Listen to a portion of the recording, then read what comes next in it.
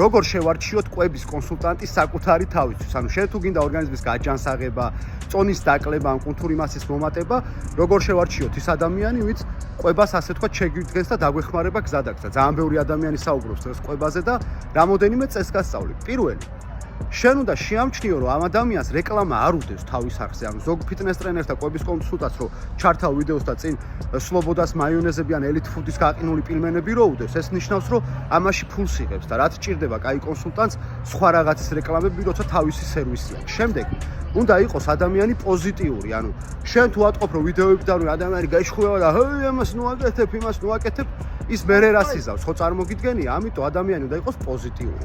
შემდეგ უნდა იყოს თავდაჯერებული, რომ საუბრობს ადამიანი, შენ უნდა გზნობდე, რომ ის რაც იცის იმას საუბრობს, ანუ უნდა ენდობოდე. ასევე უნდა კონდეს კარგი შედეგები და რაც თავარია, თავარი წესი. აუცილებლად ვინმე მაინც შეარჩიე, ეს არის თავარი წესი. ანუ შენ თუ ჭარბი წონა გაქვს, ან კიდე რამე სიმძიმე და რაცები გაწუხებს, თავარია ვიღაცას მაინც მიენდე, ვიღაცასთან ერთად მაინც დაიწყე მუშაობა, რომ გაგიმარტივდეს. მარტო ძალიან რთულია, ამიტომ ვინც არ უნდა იყოს, თუ ენდობი მიწერე და დაიწყე.